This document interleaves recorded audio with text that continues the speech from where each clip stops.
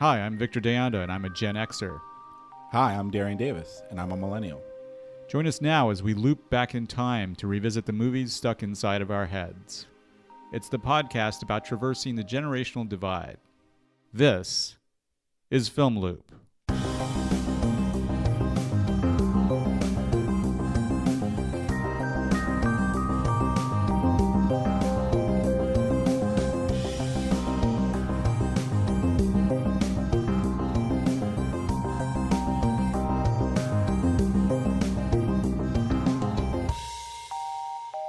Hey everyone, welcome back to Film Loop. Thanks for listening. Welcome to our first themed episode. That's right, this is the Halloween episode. Woo! Scary! That was a creepy laugh. That was a very creepy laugh, but I loved it. Dude, so a first themed episode, and it's Halloween. So, I mean, what are some of your favorite Halloween memories? Just give me one. Just give me one. Just one. I remember when I was a kid, I had a trick-or-treat bag that was plastic. Yeah. Had plastic handles. Mm-hmm. I was trick-or-treating with my sister and my cousin. They ran ahead of me to the next house that we were going to, and I heard this whoosh behind me. Some kids had pulled and ripped my trick-or-treat bag. All I was left with were the handles to this thing. And I just saw them disappear into the night down the sidewalk. And one of the guys, they were older guys, right? I was like a kid. One of the guys turned around as he was running backwards, and he said, "Sorry." Psych, not. Sorry, not sorry. Right. What about you? So one of my favorite, very bizarre, one of my favorite memories is I got a hot dog once. Literally, it was in one of those like foil sleeves. It was warm. It was warm. And it was one of Ew. those foil sleeves, and it just got slipped into my bag. And Nasty. that was it. Did you eat it? I don't remember eating it. I think my parents took it from me. So thank God for that. I might not be sitting here today. They, yeah, they probably wanted to make sure there weren't any razor blades in it or anything like that. True. Wow. Hot dog for trick or treat. Yeah. All right, let's move on to the episode, shall we? Let's do it.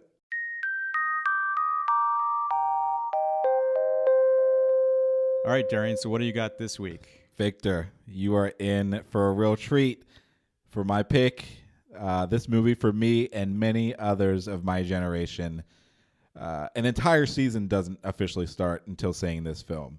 It's a festive Halloween affair with an original story, wonderfully random musical numbers, and the wickedly divine Miss M.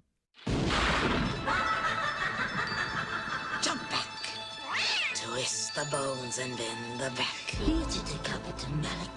Back in 1693, the people of Salem, Massachusetts, witches, Yes? thought they got rid of the Sanderson sisters for good. We shall be back. 300 years later, it's Halloween Eve, and they're back. We're home. Are you broads a little old to be trick-or-treating? We're talking about 3-inch hags versus the 20th century. How bad can it be? Now they're digging up old friends God, what a stench. and running amok, Come on. looking for the one thing they miss most. You stay for supper. I'm not hungry. But we are. Only one boy has the power to stop them Prepare to die again! You have no powers here, you fool! before all Salem falls under their spell. Hello, you!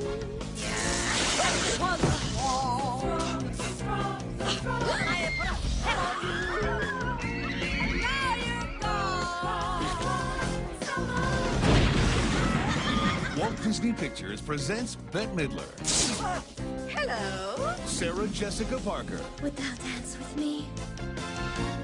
and Kathy Najimy. Hocus Pocus. Into the night! They love to fly, and it shows. Good night. Sleep tight. No screaming. Hocus All right. Pocus. Hocus Pocus, man. This is a classic. This is a classic millennial film. It got played over and over and over again on ABC Family and Disney Channel and everywhere else you could think of. Is that where you saw it? You saw it on TV first, or did you see it in the theater? No, I saw this movie first at my aunt's house because it was a family movie. Like the family would watch this all the time, and she was the first one to introduce it to me, and I didn't know other people knew about this film until I saw it on TV. I see. You know, you call it a family movie, but I watched this movie and I was like, wait, this is Disney? It starts with a hanging. Disney had its dark sides, man. There were some dark moments to it. I mean, the movie would be nothing. I'm just going to get it right into it. The movie would be nothing without Bette Midler, Sarah Jessica Parker, and Kathy Najimy. I mean, these three women make this movie what it is. You could say anything else you want about it, but you cannot touch these three women. They are genius comedic actors, and they each bring something perfect to their roles. I mean, they're almost form-fitted just for them. I think Bette Midler is the best thing about this movie. Those teeth. Oh, hysterical. They're great. I think Sarah Jessica Parker, you know, this was done like 2 years after LA Story. She's still playing the same character, kind of a ditzy blonde, which is kind of sad to me. I wanted to kind of see more from her in this movie. She plays her role, yeah. I mean, okay, so just to back up for a second, because we will get to those three lovely ladies in a minute. This film was released in July of 1993. So I was a young one. But it was directed by Kenny Ortega, who we talked about in a previous show. That is correct. He did choreography for Xanadu. Right. And now he's back doing doing Hocus Pocus. He directed High School Musical, the widely popular musical on Disney Channel. And also This Is It, which for those that don't know was the Michael Jackson film documentary that was released shortly after he passed away. Right, that's correct. Yeah. This film was written by David Kirshner. Well, he came up with the story, and then Michael Garrison. The story is original. I mean, it was first kind of conceived when David Kirshner basically he was sitting out on the porch with his children. They saw a cat, and he started making up this whole story about the cat had all the existed as a boy and was turned into a cat, and it just kind of spiraled from there. And it created this whole story. Was the cat's name Binks in his story? In his story, I don't know, but Thackeray Binks. It's a classic moment, the classic line. Me and my wife recite that all the time. It seems like the screenwriters on this film, Mick Garris, who's a big horror guy, he's done many Stephen King adaptations. I did not know that. And a director as well. Yeah. And then the other guy, Neil Cuthbert, who wrote Mystery Men and Pluto Nash. Seems like an odd pairing to me. Yeah. But this whole film, it's like, okay, so it's a Disney film, but there's all these little adult touches. And I mean, did you get that when you were a kid? Like the whole Yabos thing? Oh, you got to the Yabos. Yes. I love that dress, but I couldn't wear anything like that because I don't have, what do you call them, Max? Yabos? Max likes your Yabos. In fact, he loves them. Crazy. You won't know how many times I've recited that line. It's great. Yeah, I mean, as a kid, especially the Yabos, but as a kid, I knew the moments and I knew they went over my head for sure. Right. But I knew there was something like, I don't know if I'm supposed to know that yet, But they played that stuff on Disney Channel we got that. We just didn't get it, when we were kids. That's crazy because there's the whole bus scene where the witch is riding the Oh, bus. yeah. Yes. Sarah Jessica Parker is sitting on the guy's lap. Yeah. Boppo, I'm in trouble. Right. Yeah. Wow. Yeah, anyone ever tell you you're really easy on the eyes? Yeah. And then there's a part where they get off the bus and the bus driver, basically he's like, when they're just getting onto the bus, he's like, what is this? They're like, what is this contraption? He's like, it's something that'll take you to see your forbidden desires. And she's like, oh, we desire children. He's like, I think that'll take me a couple of tries, but I don't think that'll be a problem. It's like, yeah, you get that, but I didn't get it as a kid, and it's there for adults because obviously this is a family film, but you want to put something in there that adults are going to laugh at too. And this was rated PG, right? Yeah, PG. Back in those days, I know this is like a hard PG, I guess. Oh yeah, very with hard. scenes like the bus and the hanging. Yeah. So real quick, for those who don't know this movie, the synopsis here, Basically, there's 3 witch sisters back in Salem, old Salem, witch trial times, the beginning of, the Plymouth, plantation. Centuries ago, the 3 sisters, they basically are resurrected into modern day, and they're trying to suck the lives out of the children of Salem to live forever. But they have to do that all within Halloween night, or else, they go away. And, in order for them to be resurrected, it has to be lit by the black flame candle, which can only be lit by a virgin on Halloween night. And they play on that the entire movie. And it does get tired. It does get old. And as a kid, I was like, well, what's a virgin? Which got into the question, well, a virgin means someone who hasn't had sex. Well, what is sex? And it was a bad spiral. Yeah, I was like, that's like a running gag in the movie, the whole virgin lighting the candle. Like, even at the end when Binks is reunited with his sister, she's like, what took you so long? He's like, oh, I had to wait for a virgin to light the candle. Yeah, it's like, you don't get away from it. Even when the movie has its grandiose ending, you can't get away from that. So let's get into some of these moments in this film. I mean, you're introduced to Bette Midler's character as Winifred Sanderson, and the Sanderson sisters, Sarah Jessica Parker, who plays Sarah Sanderson, and Kathy Najimy, who plays Mary, I think. Mary right. Sanderson. They back in the early times, they lure Binks's sister away first. They get her to come out, and then basically they hang the witches for they accuse them of being witches. So Salem witch trial, but not before they turn Binks into a cat. Right. Binks gets turned into a cat, and they do the whole magical sing-song, spell on him, and he just transforms into a cat.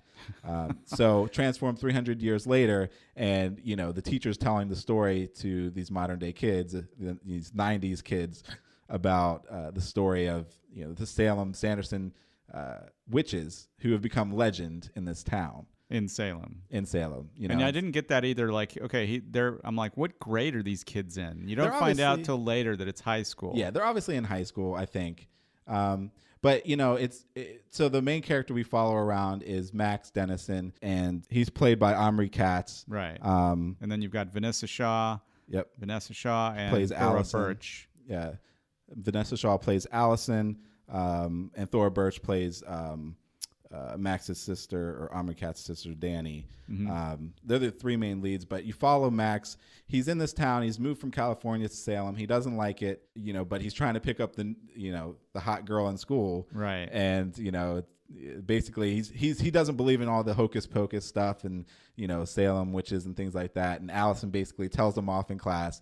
And so he tries to hit on her. And I thought he was smoothing the day. Like, I had a little crush on Allison. I will admit, she was in my sights. And then they set up the 2 bullies at the beginning. They start calling him Hollywood because he just moved there from L.A. Yeah, he just moved there from L.A. and he's like riding his bike home, and he runs into Ice and his lackey.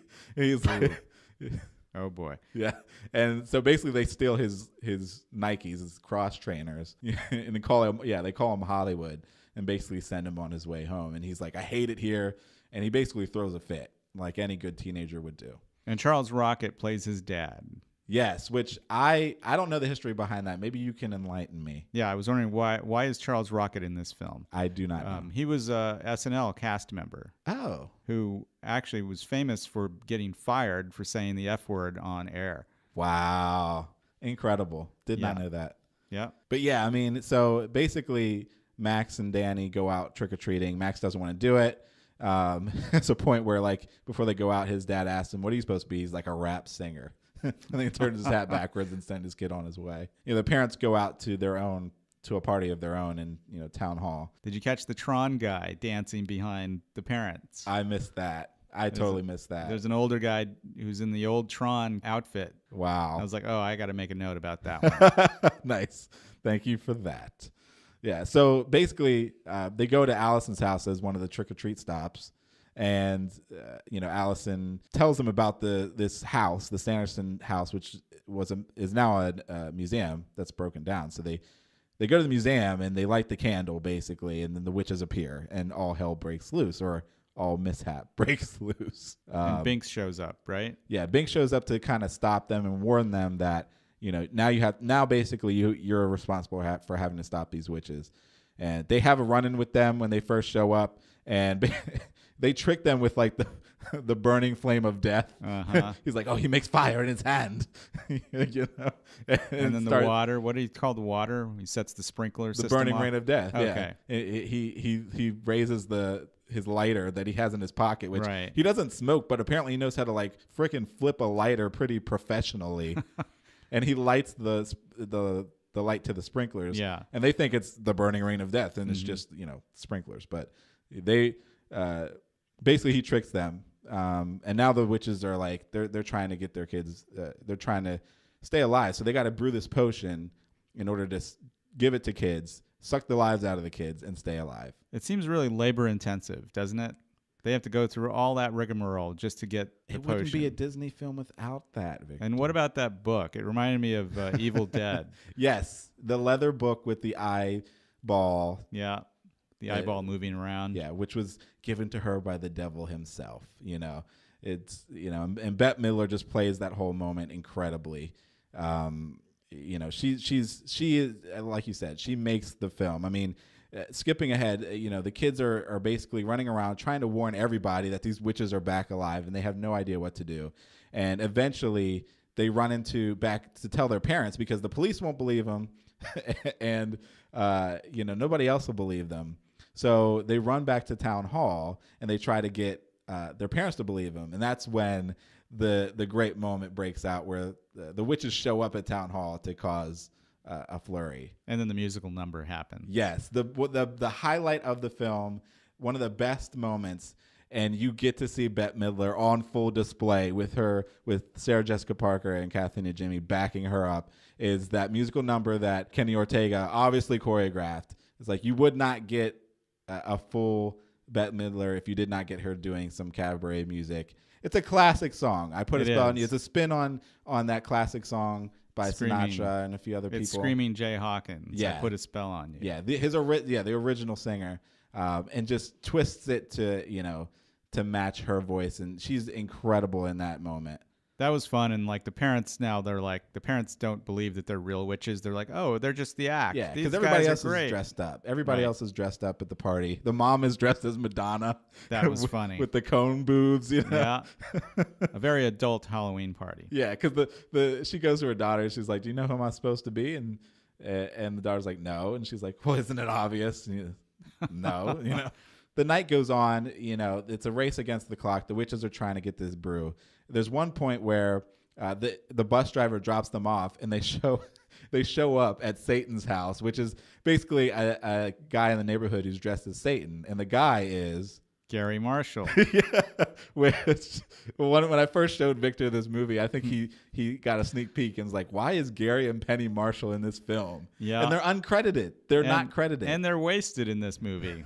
Well, they're not. I wouldn't say that. They didn't have a whole lot to do. No, but it's a nice little moment. Like that's one of those kind of vignettes in this film where you get the witches kind of interacting with modern day, and they're interacting with they first go in and they see Penny Marshall and she's got curlers in her hair. She's watching TV and they're like, "Look, Satan has married Medusa," because the guy, Gary Marshall's dressed in the Satan costume, right?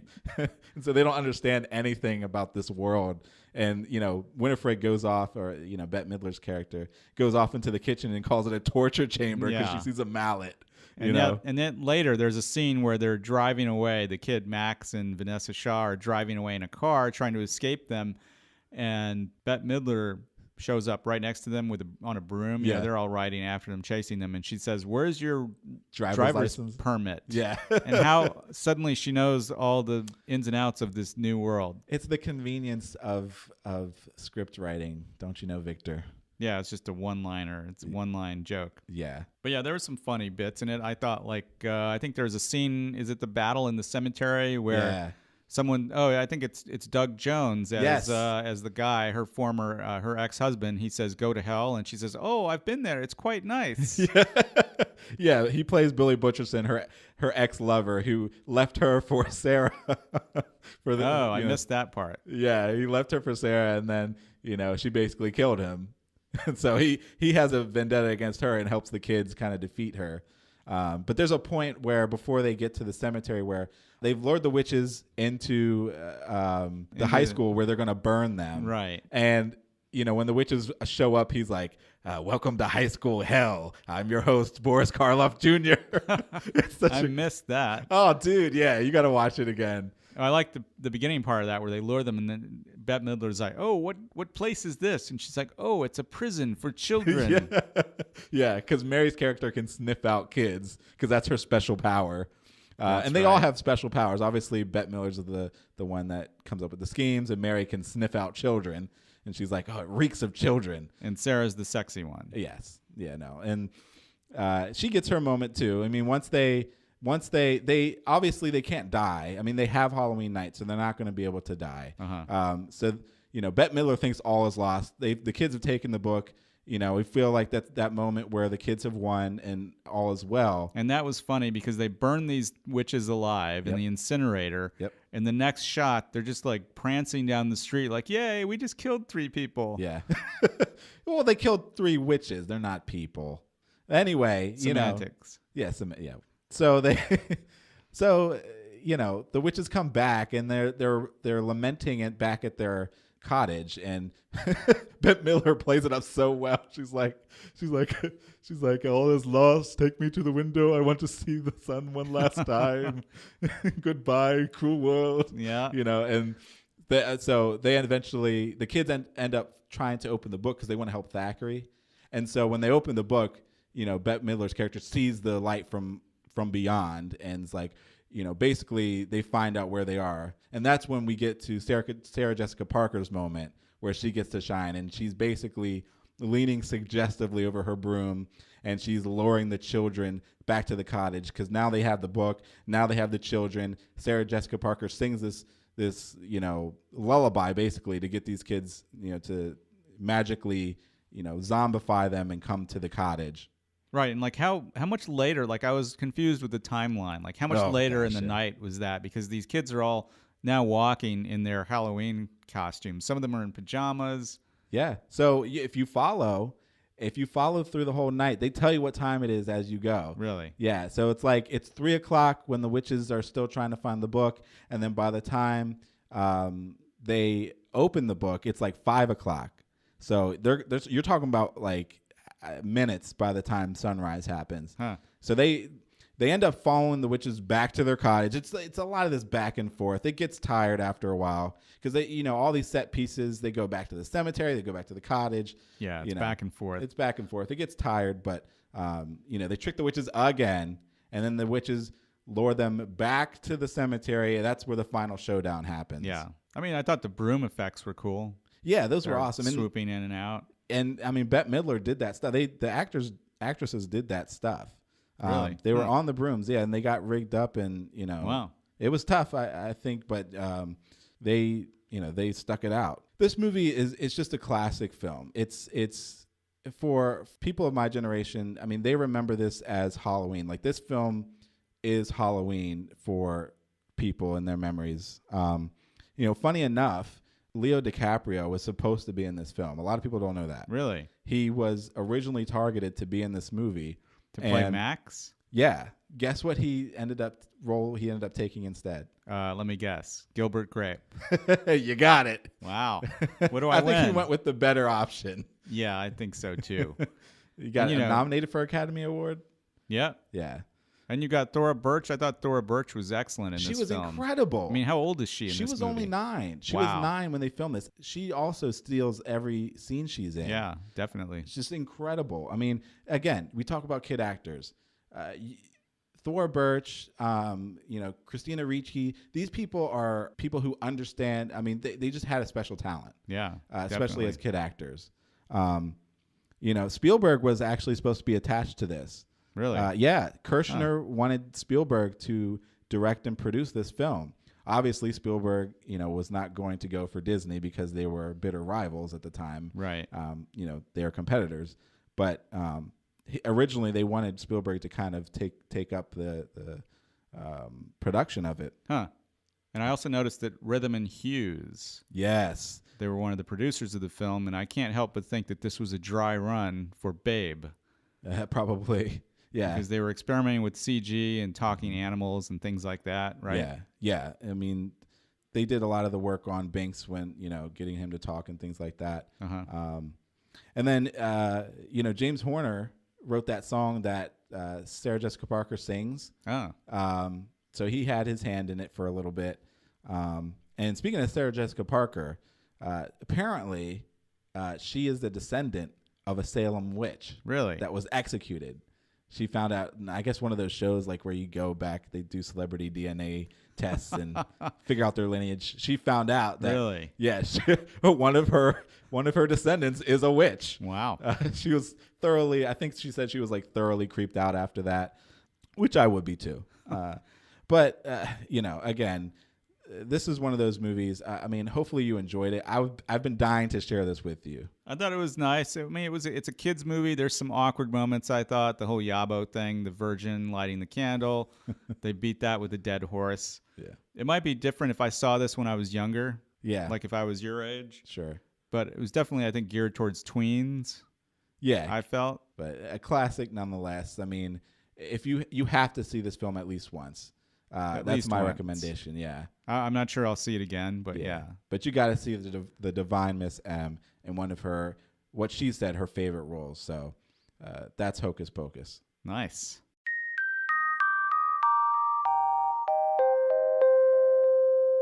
All right. So continuing with our Halloween theme, from a family-friendly feature to a horrifying, gross, gory zombie film. Victor, what do you have for us? Well, let me tell you, the year was 1978. Malls and zombies were just hitting the mainstream, and nothing showcased this pairing more than the second film in horror master George Romero's Undead Saga. In 1968, George Romero brought us Night of the Living Dead. It became the classic horror film of its time. Now, George Romero brings us the most intensely shocking motion picture experience for all times. Dawn of the Dead. Night of the Living Dead has ended. Dawn of the Dead is here.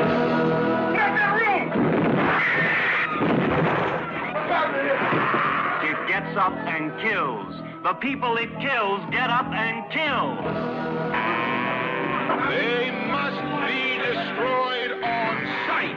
When there is no more room in hell, the dead will walk the earth. Dawn of the Dead. Yes, that's right. It's George Romero's Dawn of the Dead, released in 1978. But also, actually, it was released in 78 in Italy, but it didn't come to the U.S. until 79. Okay, I was going to ask. I was in junior high, I think, at the time. I desperately wanted to see this movie. I'd read about it in Starlog and Fangoria magazine, but it was released unrated, which was unheard of at the time because those were usually meant for X-rated films. It meant that there was graphic sex or whatever, but George Romero, being the Hollywood maverick that he is, he decided to release the movie unrated. Yeah. So as a result, no one under 17 was admitted to this movie. Wow, that's deep. I had this one on my radar, and I'm so glad you shared this with me because I was so excited to watch this movie. I've owned Night of the Living Dead for the longest time, and so it was only a matter of time till I got to this, but I'm so glad I watched this one. Nice. Now, when I wanted to see it when I was, in grade school or junior high, but I couldn't, right? My parents weren't going to let me go see this. They weren't going to take me to see this, but there was a kid in my class who got to see it.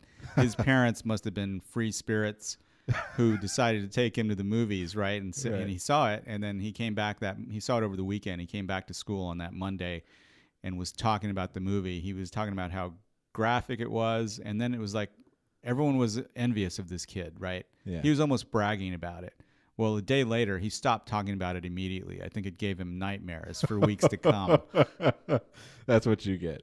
But dude, just the opening scene in and of itself is intense. I mean, it's hard to watch. I mean, not just the gore, but also the blatant, like the state of humanity, like the blatant racism and just like hatred. Like things are going.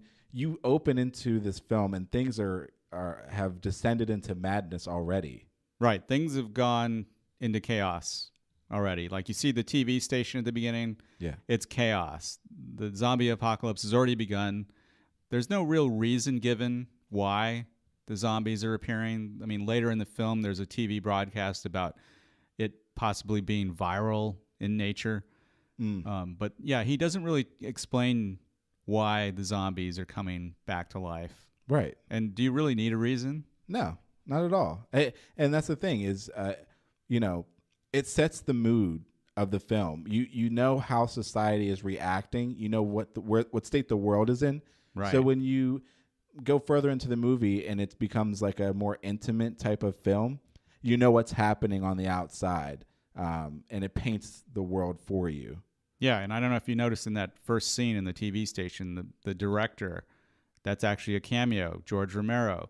Nice. He's acting as the TV director. And Awesome. so, yeah, it opens on chaos. We meet two of our main characters, Francine, played by Galen Ross, and Flyboy, or Steven, played by David MG. I don't know how you pronounce his name. But anyways, things have gone to shit. He's like a traffic reporter, so he flies a helicopter for the news station. He's I like, did not get that at first. Yeah, he's like, meet me on the roof at 9. Don't make me come looking for you. And so they kind of set that up. Then we transition. Blatant misogyny in this. Yeah, film. definitely. There's definitely a lot of that. Then they transition to the SWAT team.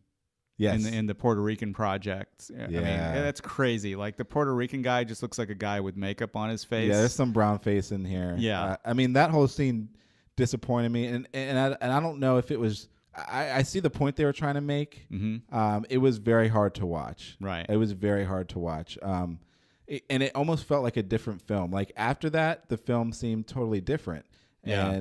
But it set the tone of something really savage, and I wasn't excited for that. But thankfully, it did not keep in that same tone. Yeah, and then you get the priest. Yeah. In that scene, in that opening sequence, the priest with one leg. Yeah. Very creepy, very weird.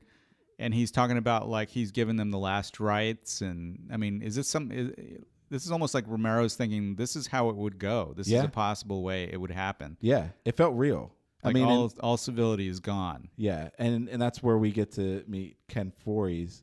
Am I pronouncing that right? Ken Foree. Ken Foree's character, who I will say, when this is hearkening back to a previous episode, but Ken Foree has a connection to Kel Mitchell. He played the dad. He played Keenan's dad. Oh, jeez. He played Keenan's dad in Keenan and Kel on Nickelodeon. Really? Wow. Yeah, he's gone on to do a lot of great films. He's become a cult favorite. Yeah. He was in a movie called From Beyond that's crazy that we might turn up in a future episode. Nice. Based on an H.P. Lovecraft thing from the guys who brought you Reanimator. It's a crazy movie. Nice. But yeah, and he's become, now again, we go back to race with George Romero. You know, Night of the Living Dead, the lead actor is a black actor. Yeah. Right? And that just happened, right? I don't think in the script he said, I need a black actor. Right. It was just Dwayne Jones who played the lead. Yeah. He just happened to be the best actor who showed up for the audition. So Romero cast him, and it created this whole thing where it's like, okay, wow, there's a black lead in this film. Yeah. And so now again, Romero's doing that again in Dawn of the Dead. Yeah. And it's not like a stereotypical role. I mean, it feels genuine, and you know, the black guy does not die first. You know, exactly. He's the one, you know, making decisions and you know, coming up with schemes and things like that. And for me, I mean, watching this guy, I mean, he reminded me a lot of my dad. I mean, I feel like he was very handy, and like it almost seems unreal how knowledgeable he is just about general life. But I think about my dad. My dad's like the same way. He knows things about things, and you know, I have no doubt my dad could survive in a zombie apocalypse. Wow. That was my next question. Has your dad ever shot a zombie? He's shot, but not a zombie. So yeah, so they form this unlikely quartet, right? They steal the helicopter, the police helicopter. They leave Philadelphia. Yeah. Reminder: this film was set in Philadelphia. Right. They take off in the chopper and head east or head west. I'm sorry, hoping to avoid the rest of the zombie apocalypse, or at least most of it. Right. And so then we get to the famous helicopter scene, They stop, and that's actually was shot in Monroeville, Yes. PA. Yep. So they stop. Then My we family meet, is from there. Nice. We meet the helicopter zombie. While Roger is filling up the chopper, this zombie shows up and has to scramble on top of some boxes. And, of course, the helicopter cuts the top of his head off. What'd you think of that scene? Oh, it was so gruesome, but so great. I loved that part. I mean, you just knew what was coming and what he was headed for. And it's funny because it develops so slowly. It's like hilariously how slow it develops. But when the blood finally starts pouring from his brain, it's like the most gruesome thing. Yeah, like at first you're like, what just happened? You just hear this, and then you see the blood streaming down his face. Oh, he got his head cut off. Or the top of his head cut off. And what about the kid zombies? Yes, I was just going to mention the kid zombies. Oh, Ken Foray in the bunkhouse. Yeah. Just basically, you could tell like there was some laws, so he like throw them gently onto the couch. Well, I like how he stands back. He hears them in the closet, and he fires at like a normal head level. Yeah. But then there's still noises, and he's like, "Oh no, I think these are kids." Oh shoot! You see that look on his face, and then he shoots the kids, and he's like, "You see the effects of all this killing slowly start to affect the characters." Yeah. You know, like Roger earlier in the SWAT scene in the projects. He's like, you know, what is going on here? And then now you start to see it in Ken Foray. Yeah. He's like, you know, these are just kids. I had to kill them, right? They're zombies, but I had to kill them. Yeah. Even before that, I mean, you see a tear, and there's such a. There's something about George Romero. I mean, he doesn't. One of the things I wish he would have done in this movie more was like hold a beat longer for some of those like reaction shots. But there's this wonderful moment where Ken Foray, like a tear rolls down his eye, and he realizes that they're just people, and this thing has happened to them while he's loading his gun. Yeah. To put another bullet in the head of this zombie at his ankles. Is that image stuck with me, and it's kind of like that statement on just society in general, which this movie stands in for. Yeah. But that was one of those moments that, like you said, you can see it starting to wear and tear on these people. Yeah. And then there's a great shot where Steven, who's learning to shoot his gun, takes aim at the zombie who's sneaking up on Ken Foray. Yeah. And Ken Foray jumps out of the way. And then there's a weird shot in there too, where the kids are like having a death spasm. Did you catch that? No. They're on the couch, but they're just like, ugh. They're still moving. It's like, right. stop moving. You're dead.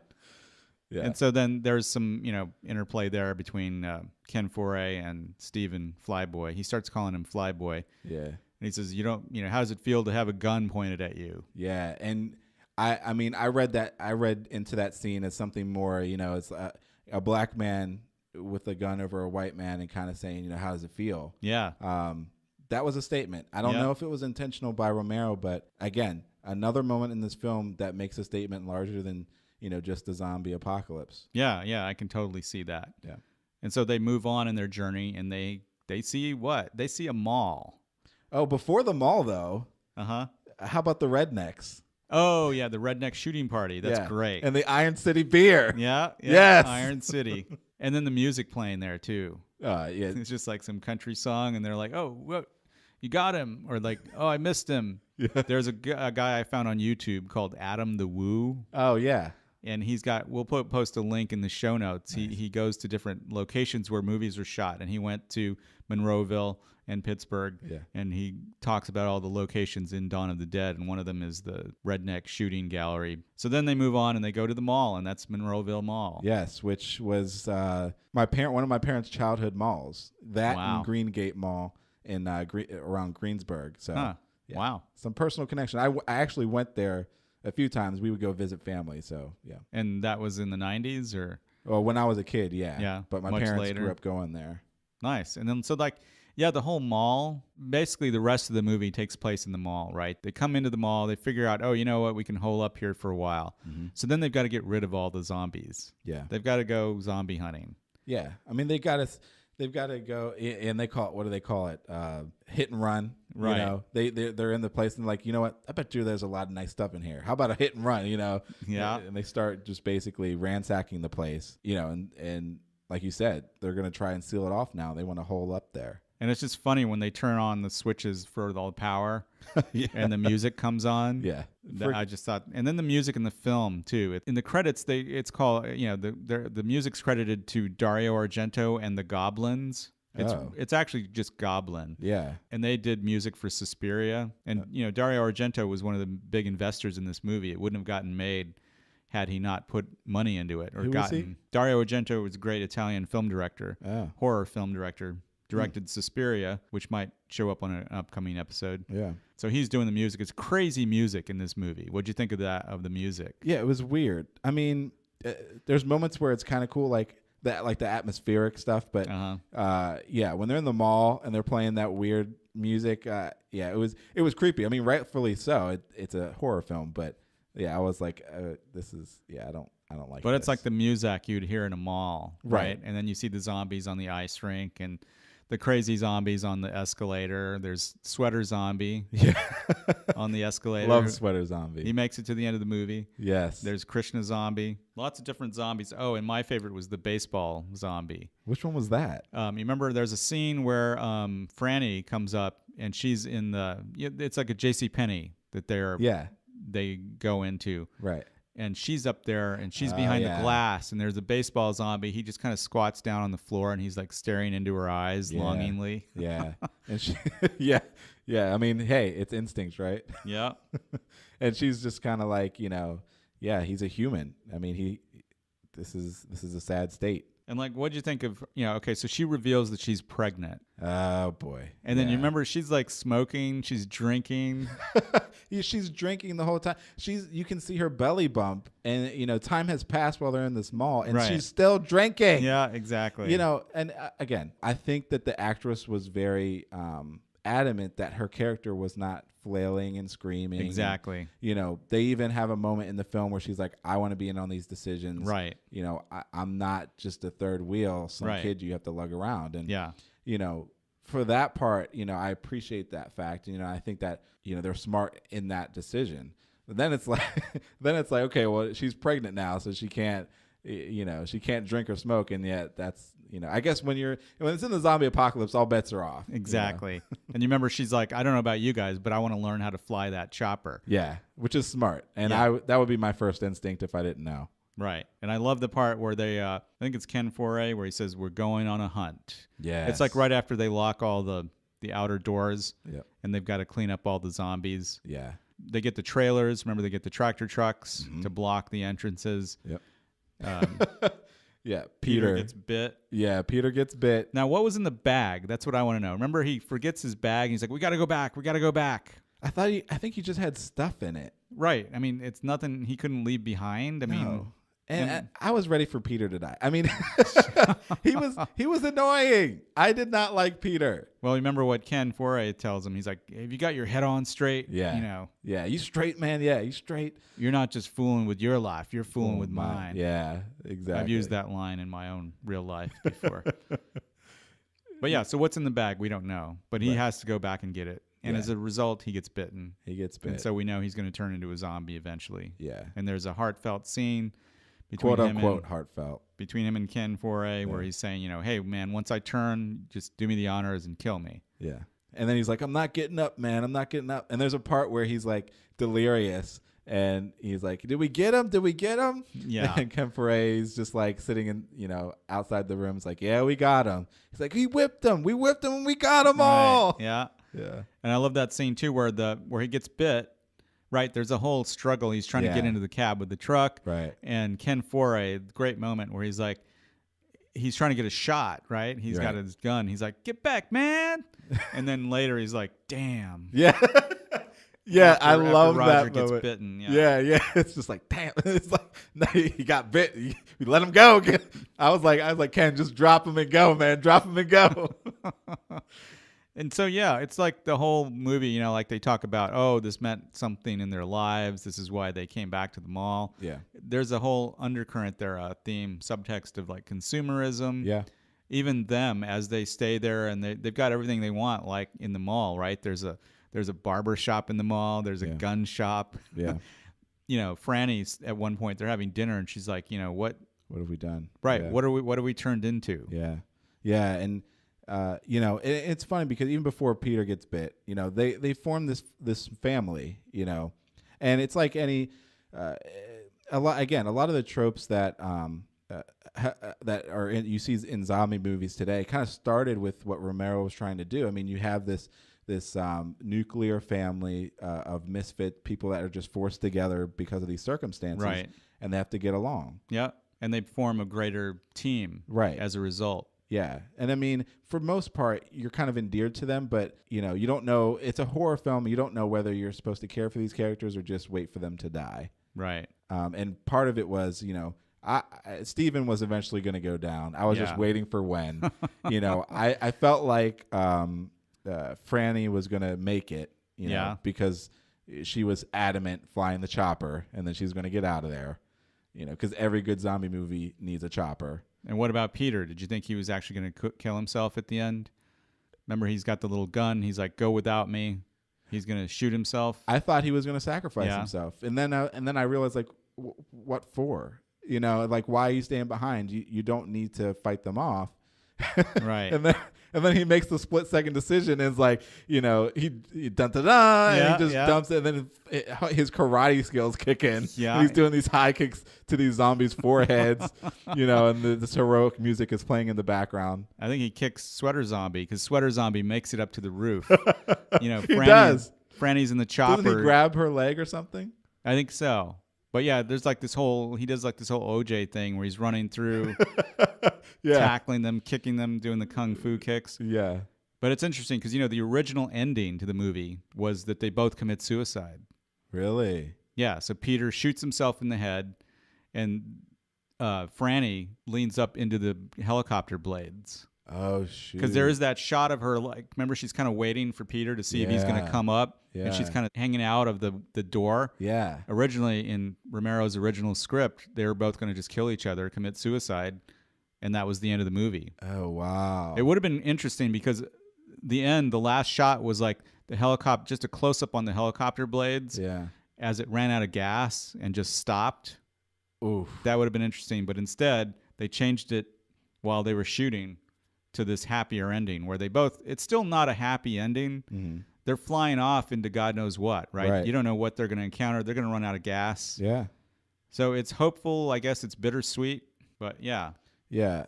And they have so many adventures along the way. They're like taking out this group of anarchists that raid the mall.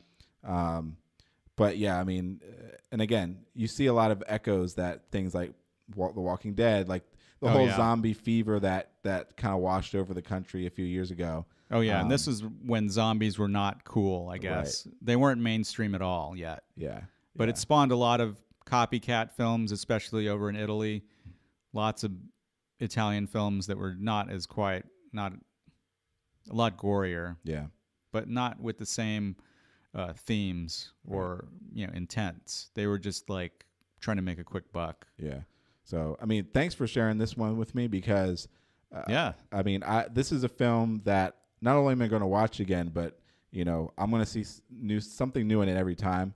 And it means something deeper to me now. I mean, a lot of the themes running through it, seeing Ken Foray and just his performance. Yeah. And some of the things that he does in this movie just, it has become a standard for me and kind of like a role model in a sense. So, I mean, this has become a new staple. I have to watch this one on Halloween, around Halloween now. And, it's got elements of horror and comedy to it. Oh, so yeah. I know Romero meant it to be more of a comic book feel to it. Like the blood is very, pink. Yeah. It doesn't look real at all. It's paint, yeah. And then you've got Tom Savini, makeup master, appearing as the one of the bikers. And that zombie, that poor zombie that he takes a machete to his head. Oh, yeah. I remember that was the cover of Fangoria magazine. I'm like, ooh. Ooh, yikes. Yeah. So, classic film to me. I hadn't seen it in a long time until last week, but I was just reminded of how great a film it is and what a talent George Romero was. Yeah. And how it inspired everything from World War Z to The Walking Dead. So that was Dawn of the Dead.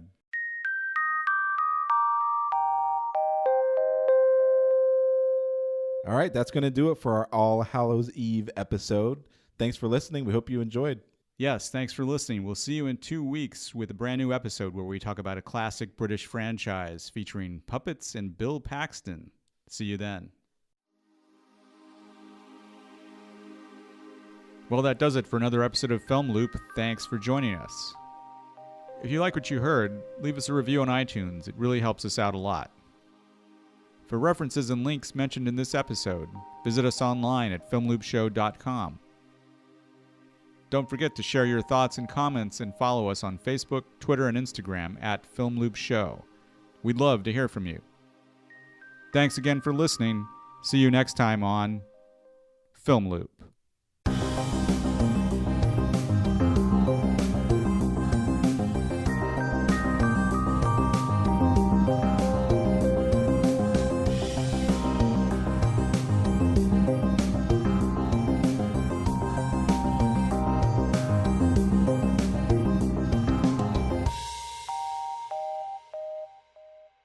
Get back, man! Damn.